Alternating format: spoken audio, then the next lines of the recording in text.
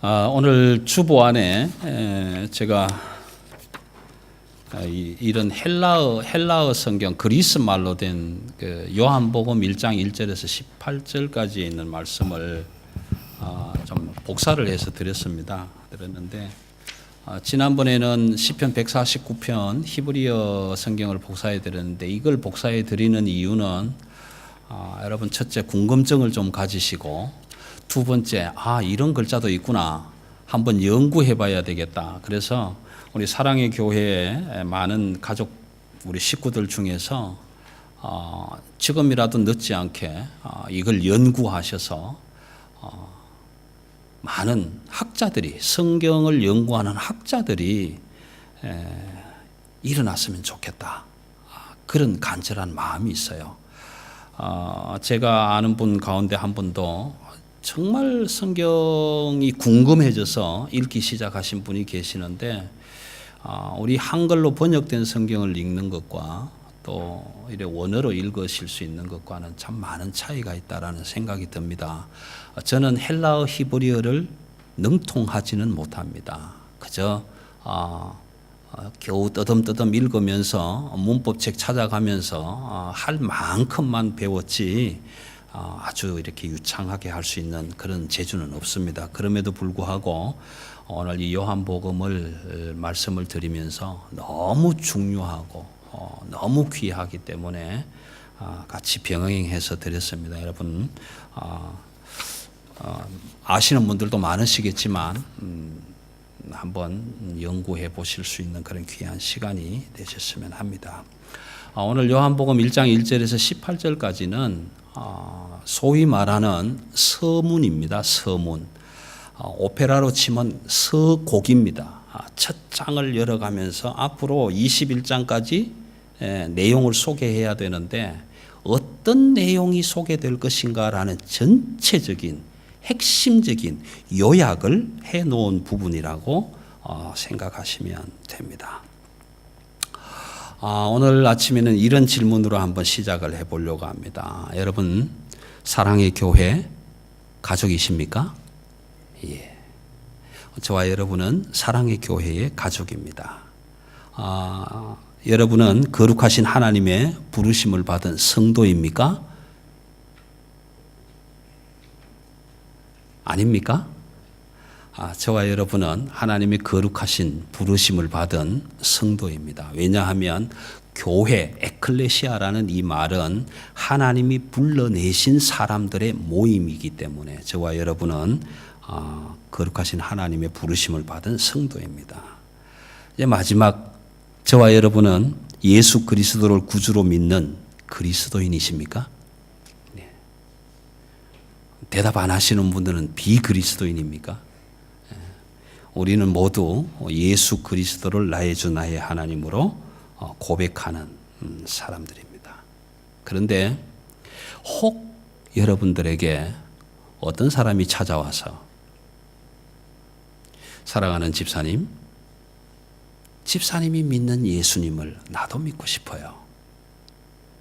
집사님은 왜 예수를 믿고 집사님이 믿는 예수님은 어떤 분이십니까? 좀 설명해 주시면 좋겠습니다. 라고 물어본다면 여러분은 뭐라고 대답해 주시겠습니까? 내가 믿는 예수님, 내가 주라고 믿는 예수님, 내 생명의 주인이 되시는 예수님을 분명히 나의 주 나의 하나님이라고 믿는다고 고백했는데 그래서 그리스도인이 되었는데 그런 나에게 당신이 사는 모습을 보니까 너무 좋아서 너무 많은 변화가 있어서 나도 당신처럼 예수 믿으면 변화될 것 같아서 당신이 믿는 예수 나도 좀 믿어보겠습니다. 믿기 전에 정말 당신이 믿는 그 예수가 어떤 사람인지 어떤 분인지 뭐가 그렇게 좋아서 주일마다 일요일마다 골프 치러도 안 가고 낚시도 안 가고 교회에 나가는지 그 설명을 좀 해주시면 나도 당신처럼 예수를 믿겠습니다. 그럼 그런 질문을 받을 때 여러분은 뭐라고 설명해 주시는지요? 사랑하는 자녀들이 아빠, 엄마, 왜 엄마 아빠는 주일마다 교회에 가야 돼? 우리랑 좀 같이 놀러 다니면 안 돼? 그렇게 물을 때에 아버지 어머니가 믿는 예수님은 이런 분이라고 여러분들은 어떻게 대답해 주실 수 있는지요? 우리는 예수 그리스도를 복음이라고 말씀을 할 수가 있습니다. 하나님의 말씀이라고 바꾸어 말할 수도 있을 것입니다. 그런데 저와 여러분이 믿는 이 예수, 복음, 이 복음이라는 것은 이렇습니다, 여러분. 디베료라는 황제 시대에 팔레스틴의 한 지역을 다스리는 분봉왕 헤롯 안티파스라는 사람이 있는 그 시대에 팔레스틴이라는 땅에 예수라는 유대인이 살았습니다. 그런데 이 예수라는 유대인이 이렇게 얘기합니다. 나는 모든 만물을 다 지은, 그래서 법적으로 합법한 이 우주 만물의 소유자다. 나는 하늘부터 내려온 생명의 떡이다. 나는 영원히 목마르지 않는 생명수다. 나는 내 양을 돌보고 내 양을 위해서 목숨을 버릴 수 있는 사람이다. 그리고 이 세상 마지막 날에 내가 너희 모두를 다 살릴 그런 사람이다. 그렇기 때문에 나는 하나님께로 가는 길이요 진리요 생명이고 예배의 대상이고 하나님이고 메시아다. 구원자다. 그렇게 주장하고 나타났습니다. 여러분 놀라운 사건 아닙니까? 오늘 이 시대에 과연 어떤 사람이 이렇게 주장하고 나설 수 있겠습니까?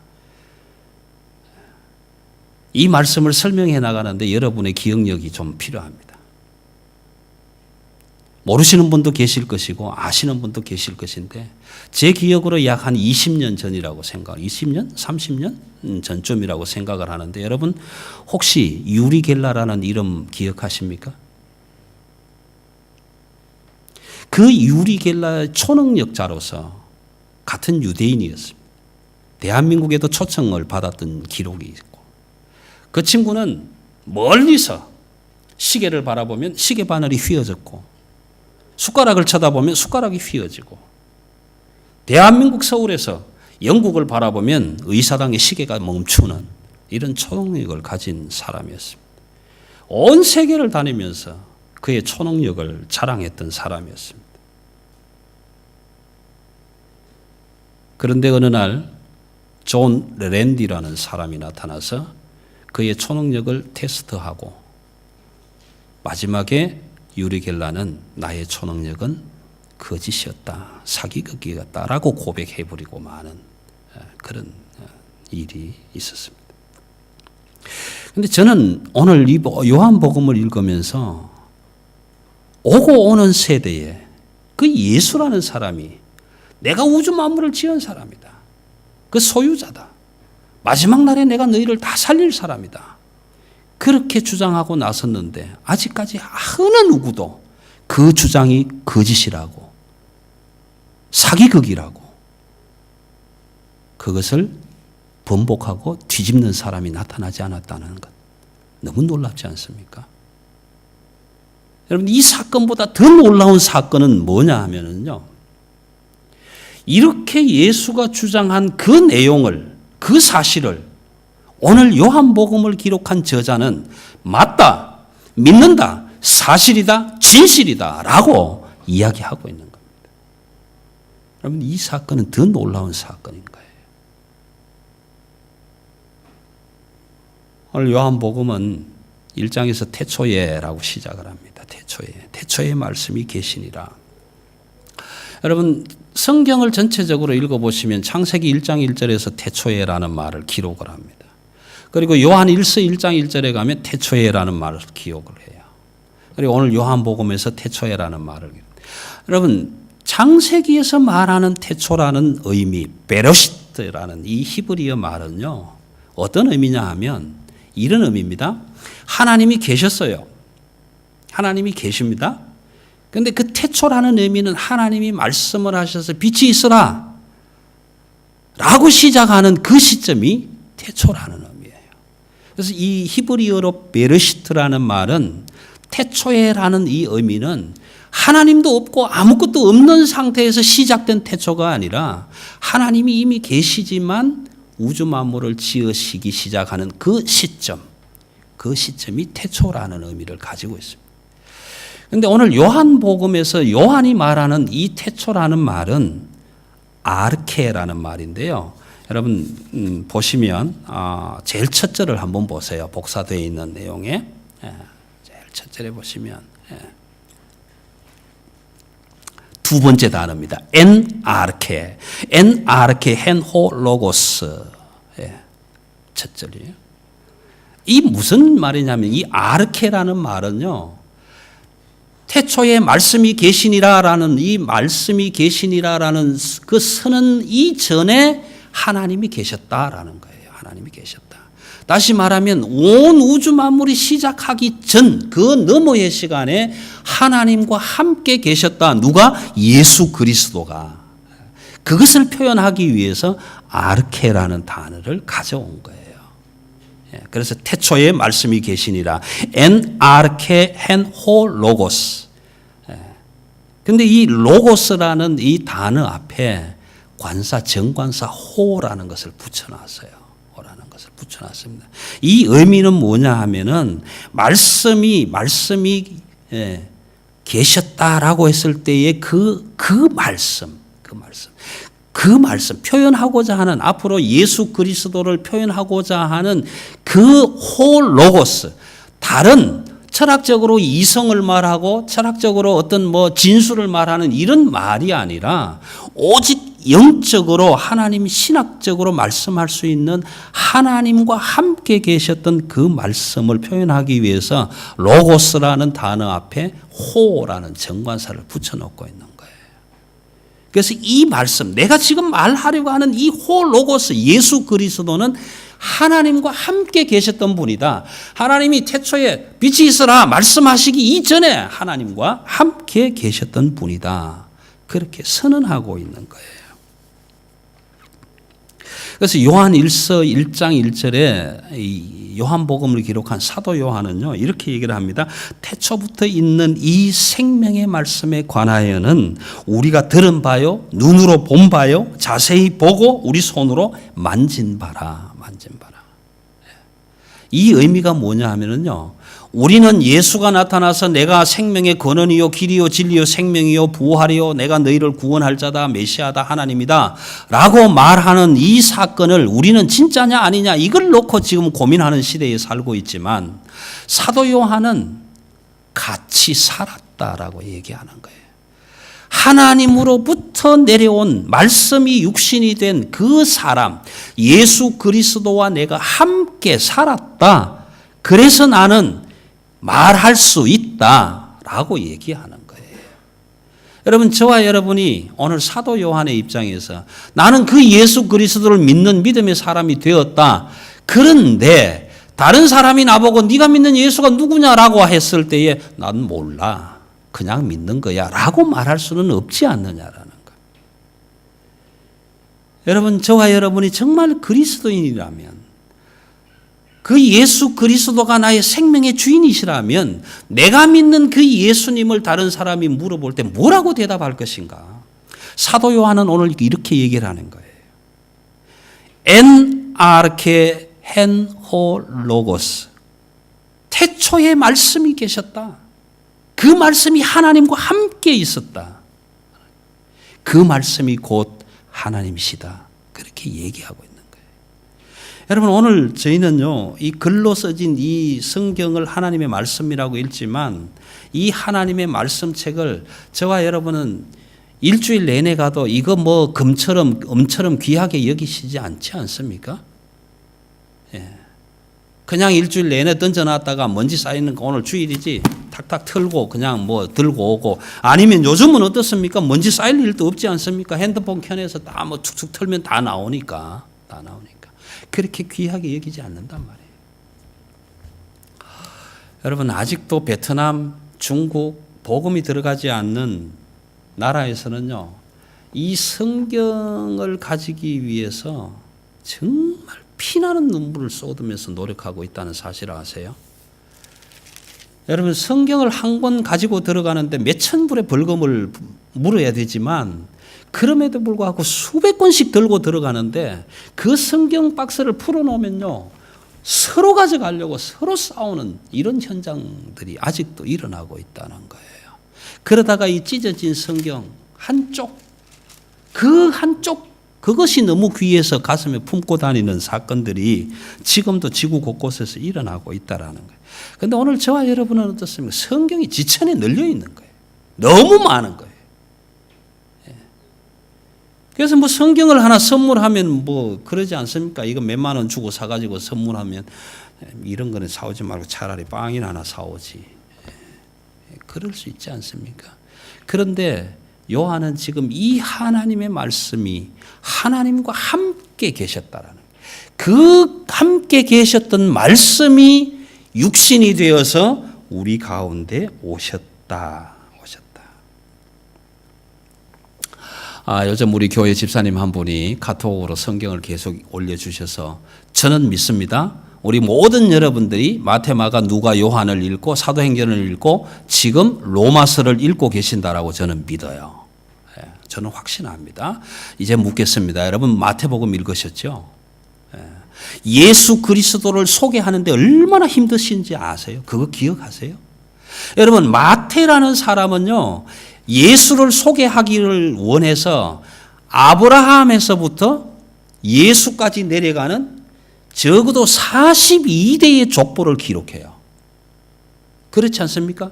여러분 마태복음 읽다 보면 잠 오죠. 낳고 맨날 낳고 누가 누구를 낳고 읽다가 이게 뭐야 이러시는데 무지무지하게 중요한 거예요. 족보가. 아브라함에서부터 시작해서 예수까지 태어나기까지가 42대가 걸렸다. 그리고 그 다음부터 나오는 것이 뭡니까? 예수 그리스도의 나심은 이러하니라. 동정녀 마리아를 통해서 이렇게 됐느니라. 남편이 이혼하고 싶었는데 성령이 나타나서 야 그러지 말아라. 그렇게 하고 데리고 갔다가 나왔다. 이런 이야기를 쭉 해오면서 4장까지 가요. 4장까지. 4장 마지막에는 어떻게 합니까? 이 예수가 광야에 끌려가서 마귀의 시험을 받고 사탄을 받고 돌아와서 그때부터 비로소 회개하라 천국이 가까이 왔느니라 선포하셨다라고 기록하지 않습니까? 마태는요 예수를 소개하기 위해서 예수를 알려주기 위해서 42대의 족보를 다 기록을 해요. 여러분 예수를 소개하는 일이 만만치 않더라는 거예요. 그럼 마가는 어떻게 합니까? 마가복음 안 읽으셨어요? 마가는 이렇게 합니다. 구약 선지자 이사야의 글에 이렇게 써졌더라. 그거 하나 딱 던져놓고는 예수 그리스도의 복음의 시작이라 1절에서 그렇게 해버립니다. 예수 그리스도의 복음이 시작되었다 그러고 완전 선포해버려요. 그리고 마가는 족보를 기록하지 않습니다. 왜요? 필요 없잖아요. 이미 구약에서부터 이사야 선지자를 통해서 이런 사람 예수가 나타날 수 이사야 7장 14절에서 보라 처녀가 잉태하여 아들을 낳을 것이니 그 이름을 예수로 하라. 그럼 그러지 않습니까? 미가서 5장 2절에서도 에브라떼라여 너 좋은 그 작은 고을 베들레헴아 너에게서 상고의 태초의 상고가 될 예수 그리스도 하나님의 사람이 날 것이다. 고백하지 않습니까? 그러니까 더 이상 필요 없는 거예요. 이사야 선지자가 이렇게 선 예언했다. 써졌더라. 예수 그리스도의 복음의 시작이라. 그렇게 예수를 소개하고 있는 거예요. 그럼 누가는 어떻습니까? 누가는요. 좀 다르지 않습니까? 우리 중에 이 사건 일어난 사건을 목격한 목격자들과 함께 말씀에 일꾼된 자들이 기술해 준 그대로 따라서 나도 데오빌로 각하에게 써서 보낼 테니까 당신이 알고 있는 것보다 좀 더 잘 알았으면 좋겠다. 그렇게 해서 쭉 가면서 4장에 가면요. 누가는요. 마태보다 한술 더 뜨지 않습니까? 예수로부터 시작해서 족보가 어디까지 올라갑니까? 아담 하나님께로까지 올라가요. 예수를 소개하는 일이 그렇게 쉽지 않아요. 그런데 요한이 가만히 바라보니 그렇더란 말이에요. 마태도 마음에 안 들고 마가도 마음에 안 들고 누가도 마음에 안 들고 왜? 자기는 함께 있었으니까. 요한복음을 읽어보시면 사랑하는 제자 이런 말이 많이 나와요. 그리고 마지막에 가면 십자가 위에서 예수님이 어머니를 부탁한다는 내용까지 소개가 됩니다. 근데 그 사랑, 예수님의 사랑받았던 제자, 함께 있었던 제자, 그 예수 그리스도 말씀이 육신이 되어서 우리 가운데 오신 그 예수 그리스도를 함께 먹고 자고 따라다니고 함께 배우고 가르치면서 살았기 때문에 그 소개가 마음에 안 드는 거예요. 그래서 요한은 바로 이렇게 기록하지 않습니까? 태초에 말씀이 계시니라. 이 말씀이 하나님과 함께 계셨고 그 말씀이 곧 예수 그리스도였다. 온 우주 만물이 이 사람, 이 예수, 이 말씀으로 되지 않은 것이 하나도 없었다. 여러분, 이 예수 그리스도를 소개하는 요한의 마음 어떻습니까? 저와 여러분이 이 정도 소개 가능하겠습니까? 오늘 사도 요한은 우리에게 이걸 얘기해 주려고 하는 거예요. 그럼 저와 여러분이 적어도 예수를 믿는 사람이라면 필요하지 않겠습니까? 다른 건 다 몰라도 좋습니다. BC와 AD만으로도 한번 소개를 해보자 말이에요. 예수 그리스도를. 내가 믿는 예수 나는 아직까지도 다 잘 모른다. 아직까지도 내 말로는 정확하게 설명할 수가 없다. 그럼에도 불구하고 내가 줄 수 있는 것은 이거니까. 하나님의 말씀책을 한번 읽어봐라. 여러분, 오늘 우리 시대에, 우리 가정에, 우리 교회에, 오늘 대한민국뿐만 아니라 전 세계에 가장 문제점이 뭐냐 하면 예수 없는 교회가 너무 많다. 예수 없는 교회가 너무 많다. 세상적으로 말씀을 바꿔서 표현해 드릴까요? 빵 없는 빵집이 너무 많다라는 거예요. 여러분, 빵집 간판은 달아놨는데 빵 사러 가니까 빵이 없다는 거예요. 얼마나 황당하겠습니까?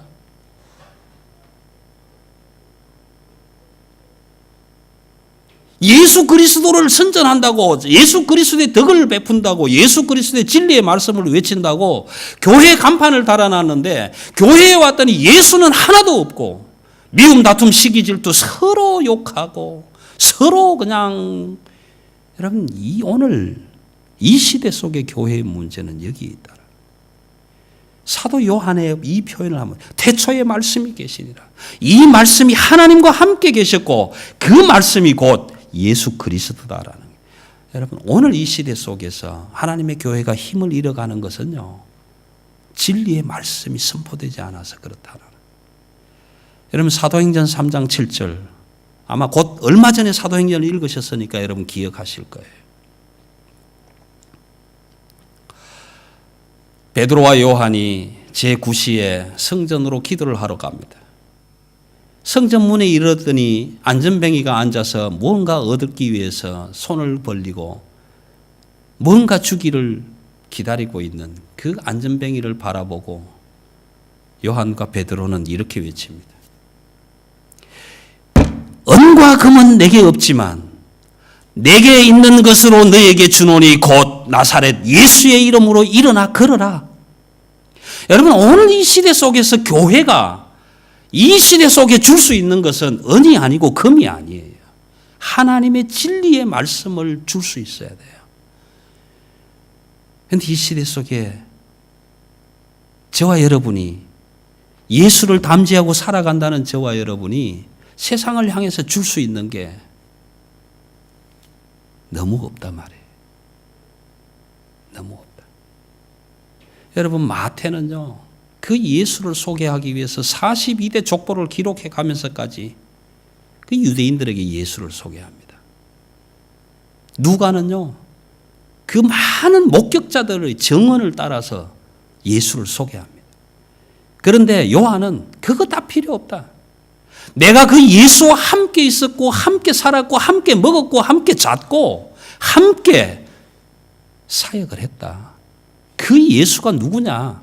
하나님과 함께 계셨던 성부 하나님, 성자 하나님, 성령 하나님으로 함께 있었던, 말씀으로 함께 있었던 그 예수 그리스도, 그분이 빛으로 생명으로 우리에게 오신 것이다.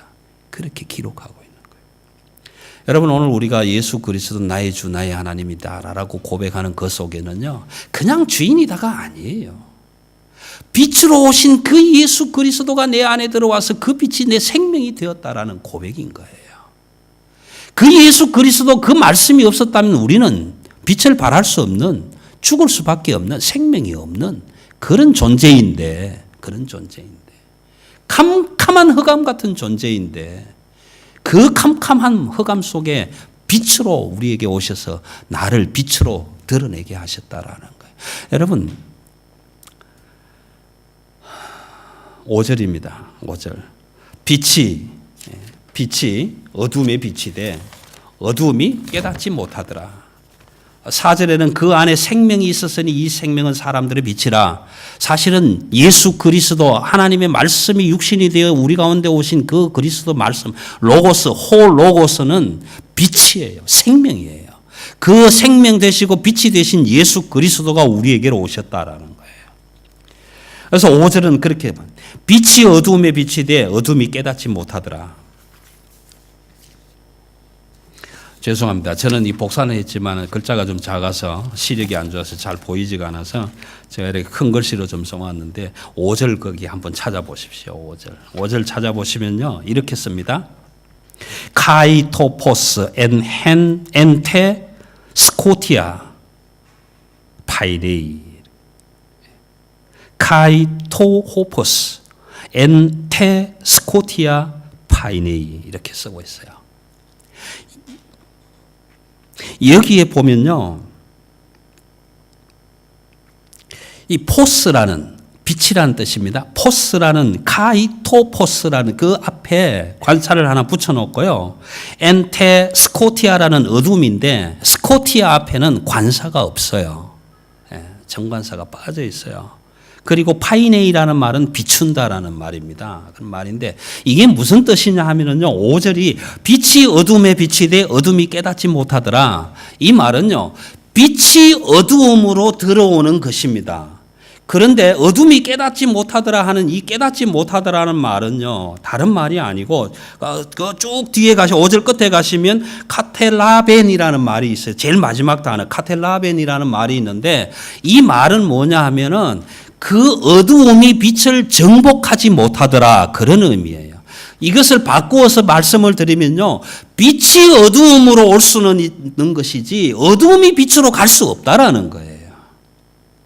여러분, 이 말씀 속에는요, 하나님의 말씀, 하나님의 빛, 하나님의 생명, 그 예수 그리스도를 통해서 그 생명이 나에게로 올 수는 있지만 내 생명이 하나님께로 갈 수 있는 게 아니에요. 이 말씀 속에는요, 구원은 우리에게 있는 게 아니에요. 구원은 외부로부터 오는 거예요. 내 안에 빛이 있는 게 아니에요. 내 속에 생명이 있는 게 아니에요. 예수 그리스도 하나님의 말씀이 내게 오셨기 때문에 내 안에 빛이 있는 것이고, 그 하나님의 말씀, 생명이 내 안에 왔기 때문에 내 안에 생명이 있는 거예요. 예수 그리스도를 통해서 하나님이 나를 하나님의 백성으로 건져 주셨기 때문에 어두움에서 빛으로 내가 나올 수 있는 것이지 내 스스로 빛으로 나아갈 수 있는 능력이 없는 거예요. 오늘 5절 말씀은요, 빛이 어둠에 빛이 되어 어둠이 깨닫지 못하더라. 이 의미는 하나님의 빛이 계속해서 지금 나에게로 오고 있어요. 하나님의 생명이 계속 지금 내게로 주어지고 있어요. 그런데 저와 여러분 솔직히 가슴을 열고 고백하면 내 생명이 하나님께로 왔다고 고백하는 사람이 우리 중에 몇 사람 되겠냐 말이에요. 하나님이 내게 생명 주셨음에도 불구하고 하나님, 내 생명은 나의 것이 아니라 당신의 것입니다. 그렇게 고백하는 사람이 몇 사람이 있냐고요. 그런데 우리는 그 고백을 뭐라고 합니까? 예수 그리스도, 당신은 나의 주, 나의 하나님입니다. 이 고백이 오늘 이 고백이란 말이에요. 생명을 주신 하나님, 내 생명은 당신의 것입니다. 당신 없으면 나의 생명은 없는 것입니다. 이 고백이 오늘 5절의 고백인 거예요. 빛이 어둠에 비쳤으되 어둠이 깨닫지 못하더라. 어둠이 그 빛을 집어삼킬 수가 없다라는 거예요. 여러분, 빛이 오기 때문에 어둠이 물러가는 것이지 어둠이 오기 때문에 빛이 없어지는 게 아니에요. 오늘 사도 요한은요, 태초에 말씀이 계시니라, 그 말씀이 빛이 되고 생명이 되어서 우리에게 오셨다라는 거예요. 그래서 오늘 14절에서는 그렇게 고백합니다. 여러분 14절을 한번 보십시오. 앞절만요. 카이 호 로고스 사르크스 에게네토. 여기에 호 로고스, 처음에 말씀드렸다시피 관사가 붙어있는 호 로고스, 하나님으로부터 나온 그 말씀, 그 예수 그리스도, 그 예수 그리스도가 육신이 되었다. 사르크스, 육신이 되었다. 여기에 에게네토라는 말이 비캄이라는 뜻이에요. 되었다. 뭐가 되었다라는 거예요. 여러분 여기에 중요한 의미가 있는 것은요, 하나님과 함께 계셨던 그 말씀이 육신이 되어서 오셨다. 에게네토라는 이 말은요, 하나님이 육신이 되었는데 하나님이 육신으로 완전한 새로운 물질로 나타난 게 아니라 말씀이 육신이라는 그 테두리 속에 들어와서 하나님이라는 그 본질은 전혀 변함이 없이 우리 가운데 오셨다라는 거예요. 여러분 이해되세요? 우리의 몸이라는 이 거푸집 안에 하나님이 주신 생명이 이 안에 들어있다라는 거예요. 말씀이 육신이 되어 라는 뜻은 그런 의미예요. 그런데 중요한 것은요, 영어의 표현도 똑같겠지만 카이 호 로고스 사르크스 에게네토, 여기에 사르크스라는 앞에 관사가 없어요. 이 말은요, 육신이 그 말씀이 될 수는 없다라는 거예요. 어둠이 빛으로 갈 수는 없다라는 거예요. 오직 그 말씀, 하나님의 말씀이 생명이 되고 육신이 될 수 있는 것이지, 우리의 육신이 하나님의 말씀, 내가 예수, 이거 잘못 해석하면 오늘 대한민국에 나타나는 것처럼 33명이나 되는 내가 예수다라고 나타나는 사람들이 되고 말아요. 아시겠어요? 하나님이 내게 은혜 주셨어. 하나님이 나를 하나님이 사람으로 세웠어. 그러므로 나는 예수야. 나는 내가 예언해야 돼. 되도 않게. 그래서 피가름을 해야 된다는 둥. 내가 예수라고 하는 사람들이 나타나게 되는 거예요. 이 말씀 해석이 안 돼서 그런 거예요. 말씀이 육신이 되어 우리 가운데 오셨다는 의미는요, 하나님의 말씀이 육신이 되신 것이지 육신이 말씀이 된 게 아니에요. 이 관사 하나가 아무것도 아닌 것 같지만 이게 붙고 안 붙고의 차이가요, 교부시대, 사도시대를 통해서 수없이 많은 신학자들이 목숨을 내놓았어요. 소위 말하는 아리우스니 하는 이런 학파들의 이야기합니다. 말씀이 육신이 되고 육신이 말씀이 됐다. 이거 왔다 갔다 하는 거예요.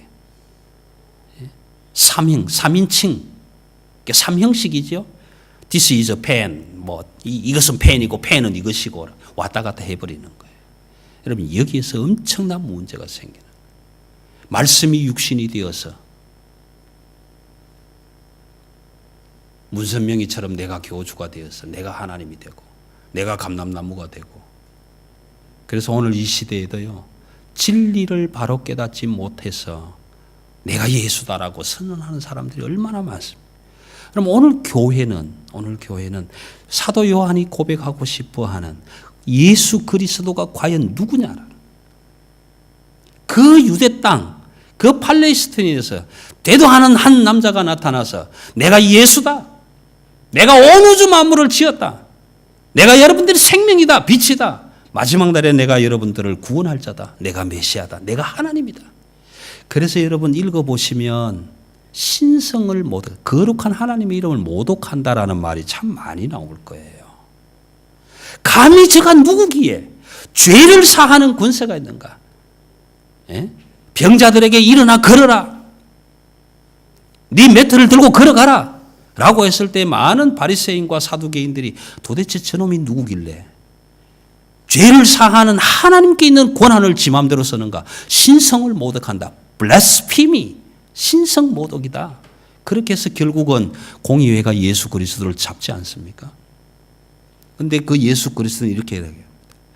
일어나 걸어서 가라 하는 말과 네 죄를 사했다라는 말과 어느 말이 쉬우냐? 그러나 인자가 하나님의 사람이 이 땅에서 죄 사함의 권세가 있는 줄 너희로 알게 합니다라고 말씀. 여러분, 이 말씀은 말씀이 하나님과 함께 계셨다가 육신을 입으시고 우리 가운데 오신 그 말씀, 하나님이 되신 예수 그리스도를 표현해 주고 있는 것입니다. 이 예수 그리스도를 저와 여러분이 지금 믿고 있다라는 거예요. 여러분, 예수가 나타나서 내가 메시아다, 그게 중요한 게 아니고 사도 요한이 그가 메시아다라고 외친 그 말이 맞다. 내가 그걸 안다. 내가 그걸 믿는다. 그 사람이 나와 함께 있었다. 여러분, 이게 증인이라는 거예요. 지난주에 이사야 60장을 제가 말씀을 드렸습니다. 일어나 빛을 발하라. 그 빛이 내 위에 이르렀고 그 영광이 너에게 이르렀으니 이제는 일어나 빛을 발하라. 예수 그리스도 말씀이 증인이 되어라. 그럼 다음 시간에 제가 사도 요한, 증인이 된 사도 요한에 대해서 말씀을 계속 드리겠습니다만은, 이 사도 요한은 지금 너희가 믿는 예수 그리스도를 너희는 뭐라고 소개할 것이냐? 너희 아들이 묻는다면, 내 딸이 묻는다면, 내 이웃이 묻는다면, 당신이 믿는 예수가 누구냐라고 묻는다면 여러분들은 그 예수를 뭐라고 소개해 줄 수 있겠느냐? 마태는 이렇게 소개하고 누가는 저렇게 소개하고 마가는 이렇게 소개했지만 나는 아니다. 나는 그 말씀과 함께 있었다. 내가 증명한다. 그렇게 예수 그리스도 복음을 증거하는 거예요. 오늘 사랑의 교회 성도 여러분, 저와 여러분은 하나님의 사람이 되었습니다. 하나님의 교회가 되었습니다. 그 예수 그리스도를 내 생명의 주인으로 믿고 고백하고 섬기며 살아가는 사람들이 되었습니다. 바울 사도의 고백처럼 예수 그리스도를 아는 지식이 너무너무 고상하고 귀해서 내가 가지고 있는 모든 것을 다 배설물로 여겨노라 고백했던 것처럼, 이제 저와 여러분이 이 사도 요한의 고백을 함께 들으시면서 말씀이 육신이 되어 우리 가운데 거하신 그 예수님은 하나님과 함께 계셨고 그 하나님이셨고, 그래서 그분을 통해서 그분이 온 우주 만물을 만드셨고 내 생명의 주인이 되셨다고 고백할 수 있는, 그래서 그 예수를 내가 믿고 있노라고 증거할 수 있는 하나님의 사람, 하나님의 가족, 하나님의 백성, 하나님의 성도들이 되시기를 기원합니다. 기도하십시다.